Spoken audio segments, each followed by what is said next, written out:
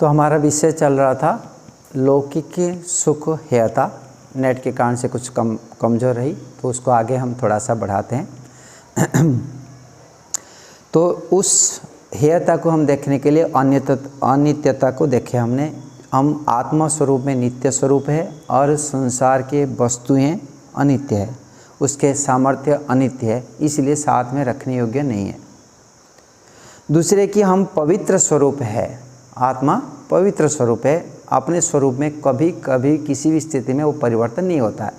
बंधन काल में आत्मा जैसे हैं, मुक्ति काल में भी वैसे ही हैं, और सभी काल में स्वरूप में जो चीज़ जैसा है उसी प्रकार से अपरिणामी है। उसमें कोई घुस नहीं सकता, उसे कट नहीं सकता, बड़ा नहीं हो सकता, छोटा नहीं हो सकता। हाथी के शरीर में जाए कि बड़ा हो जाए, कुत्ते में शरीर जाए कि छोटा हो जाए, चींटी में शरीर जाए छोटा हो जाए, ऐसा नहीं है आत्मा। चींटी के अंदर में जितने छोटा सा आत्मा है, अभी मनुष्य शरीर में भी वैसे ही है, और हाथी के अंदर में भी वैसे होगा, अजगर के अंदर में भी वैसे ही होगा। आत्मा का स्वरूप उसी प्रकार से अपरिणामी नहीं है, आकार में रूप में परिवर्तन नहीं है, वो निराकार स्वरूप वाला है, सूक्ष्म स्वरूप वाला है, अल्प परिमाण वाला है। ठीक है, ये क्लियर हो जाए। परंतु शुद्ध है, कुछ घुल मिल नहीं सकता, जैसा है वैसे ही रहने वाला। तो चाहता क्या है? वो भी चाहता है सत्य को ग्रहण करने वाला है। महर्षि दयानंद सरस्वती सत्यार्थ प्रकाश के नवम समोल्लास में ही बात बताए। क्या बताए? आत्मा मनुष्य क्या बताए? सत्य को रटे नहीं अपने, हाँ, हट दुराग्रह के कारण से हमने हट दुराग्रह के कारण से हमने इस सत्य को न धारण करते असत्य ऊपर झुक जाते हैं। जानने के सामर्थ्य रखता है, वो स्वभाव है, यथार्थ को मैं जानूं। तो मनुष्य हमने यथार्थ को जानने के लिए चाहते हैं, ये हो गया क्लियर। परंतु जानने के लिए जो साधन है, जो विषय है, अथवा जो संस्कार है, जो ज्ञान है, बुद्धि है, वो सब कचड़े हैं, वो अपवित्र है। शराब पीने से बहुत लाभदायक है, मांस खाने से बहुत लाभदायक है, ये बताने वाले हैं। समझ में आ रहा है? एक शराबी व्यक्ति जब वो शराब नहीं पी के घर में बैठा हुआ है, बच्चों के साथ में बैठा है, तब बताता है कि शराब पीना नहीं चाहिए, और शराब अड्डे के पास जाने से लगता है नहीं, शराब पीने से बहुत टेंशन दुख दूर हो जाता है, स्वास्थ्य ठीक रहता है, ये तो फल के रस है, जो भी उसको मान्यता वो पी लेता है कि नहीं? तो ये अविद्या क्यों? उस समय वो बुद्धि खराब हो गई थी और घर में रहते हुए शुद्ध था। अर्थात ये परिवर्तन वाले हैं बुद्धि, जो निर्णय करने के जो सामर्थ्य है बाहर से, अथवा जो आत्मा को दिखाने के जो सामर्थ्य है मन से, वो मन बुद्धि आदि अपवित्र हो चुके हैं। इसी कारण से कभी ठीक दिखाते, कभी ठीक नहीं दिखाते। समझ में आ गई? तो इनको हमको जानना है कि ये स्वरूप जड़ पदार्थ होते हुए भी उनके अंदर में पवित्रता नहीं रहता है, और उनको पवित्र बनाने से ही हम यथार्थ के संसार के वस्तु को जानेंगे, पहला चीज़। परंतु ये ऐसे धोखा देते रहेंगे और दूसरे कारण से प्रभावित हो जाते हैं। हम यहाँ बैठे हैं जी शांति से जंगल में, कोई आके यहाँ डिस्को डांस लगाएगा, ध्यान कर पाएंगे हमने? क्यों? मैं तो कुछ चाहता नहीं था, फिर भी बाहर के ध्वनि के कारण से रजगुण में प्रभावित हो गए हमारे चित्त। समझ में आ गई? वायु दुर्गंध वायु आ गई, कोई फैक्ट्री के दुर्गंध, कार्बन डाइऑक्साइड का दुर्गंध वायु आया, तो भी हम प्रभावित हो जाएंगे। ये ग्रहण है, जैसे अन्न वैसे मन कहते हैं ना, तो ये अन्न ही हमारा प्रदूषण कर लेता है, तो मन भी पवित्र अपवित्र हो जाता है। क्या करें? न चाहते हुए भी इस दुनिया में तो रहना पड़ेगा, ये दुनिया की चीज़ को खाना पड़ेगा, जहाँ यूरिया और सारे पेस्टिसाइड लगा के इस भोजन को खिलाते, हमको विष खिलाते। कोई नहीं, तपस्या है, ठीक है। तो हमको जीवन में सार्थक बनने के लिए तपस्या जो करते हैं, हमने मेहनत जो करते हैं, उसका उद्देश्य वही है कि चित्त को प्यूरिफाई रखना है। और चित्त को प्यूरिफाई रजोगुण से प्रभावित ना हो जाए, तमोगुण से प्रभावित ना हो जाए, इसलिए हमने ये तपस्या कर रहे हैं। कितने करेंगे? दुनिया भी प्रभावित करता है, इसलिए ये त्याज्य है। ये हर समय में अपवित्रता को प्रकट करेगा, क्यों? उनके ये सामर्थ्य है, अपने रंग को बदलने का ये सामर्थ्य रखता है। और परिणाम ये है, और प्रकृति से जितने भी पदार्थ है, दूध को कितने भी फ्रिज में रख लो, 1 दिन 2 दिन 3 दिन, कोई बड़े बड़े 10 दिन रख लेगा, फिर खा सकते हैं क्या उसको? क्यों नहीं खा पाए? भाई फ्रिज है, एकाग्र करके रख सकते हैं, जैसे स्वरूप है ऐसे रख सकते हैं, होता नहीं है। समझ में आ रहा है? उसका भी एक्सपायर डेट होता है। तो संसार के हर वस्तु का एक्सपायर डेट होता है, वो अपने स्वरूप से विकृति रूप को कर लेता है। तो ऐसे स्वरूप वाले चीज़ों को हम सदा मेरे पास में रहे, सदा मेरे काम में आए, सदा मुझे ये सुख देता रहे, ऐसे कामना करना मूर्ख व्यक्तियों का स्वभाव है कि बुद्धिमान का? समझ में आ रहा है? तो हम मूर्ख नहीं बनना चाहते हैं। तेरे स्वभाव ऐसा है, हम जानेंगे, जब प्रयोग करना है प्रयोग करेंगे, बाकी समय तू तेरे घर, मैं मेरे घर ऐसे हमको व्यवहार करना पड़ेगा। सांसारिक वस्तु हो, सांसारिक व्यक्ति हो, किंबा हमारे साधन जो है मन बुद्धि अहंकार आदि इंद्रिया आदि हो, इनकी कामना करना उचित नहीं है। अभी शरीर धारण करके आँख अच्छा रहना चाहिए, उसके लिए पुरुषार्थ करेंगे। कान अच्छा रहना चाहिए, उसके लिए पुरुषार्थ करेंगे। मन एकाग्र रखना चाहिए, करेंगे। लेकिन हम जानते हैं कि ये विघटन कर सकता है, उसको सीधा करने के काम मेरा है जब तक जिंदा हूँ। आगे मुझे नहीं चाहिए ये, क्योंकि इसके बिना मैं कार्य नहीं कर सकता। समझ में आ रहा है? ऐसे हमको जीवन जीना पड़ेगा। तो पहले स्थिति को हम समझना है कि ये शरीर मन बुद्धि आदि अपवित्र है। और आज दुनिया कितने कहाँ पर पड़ा है? शरीर को क्या मानता है? बहुत बढ़िया है, बहुत पवित्र है, उसको चुम्मा लगाते हैं, उसको पकड़ के रखते हैं। ये क्या है? कचड़े के पेटी है, मलमूत्र से भरा हुआ है। समझ में आ रहा है? पसीना निकलता रहता है,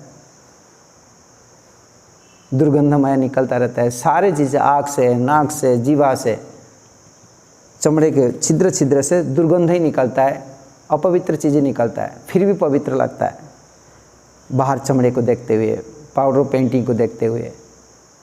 तो ये सारे अविद्या में भरे हुए हैं।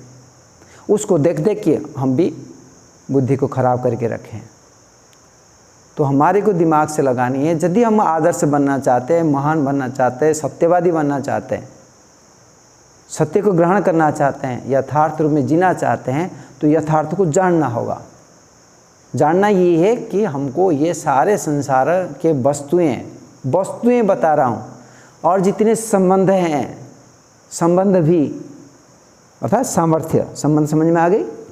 पिता का स्वतंत्रता के प्रति संबंध है, वो संबंध भी अपवित्र है। वो संबंध भी अपवित्र क्या? किस लिए अपवित्र है? जो स्वरूप में रहता है वो स्वरूप रहता नहीं है। हमने अपवित्रता का ही रखे थे। जो पिता पुत्र के संबंध हमने नित्य रखना चाहते थे, वो संबंध में रहता नहीं है, बुद्धि खराब हो जाता है, संबंध भी हट जाएगी। तो ऐसे ही जितने संबंध है, जितने वस्तु है, यहाँ तक अपने जो शरीर है, जो जन्म से लेकर मृत्यु पर्यंत हमारे साथ रहने वाला है, बाकी तो रहने वाले कोई नहीं है। रहने वाले कोई रहे, बहुत व्यक्ति जा चुके हैं आगे बहुत व्यक्ति चला जाएंगे, कोई नहीं रहने वाले।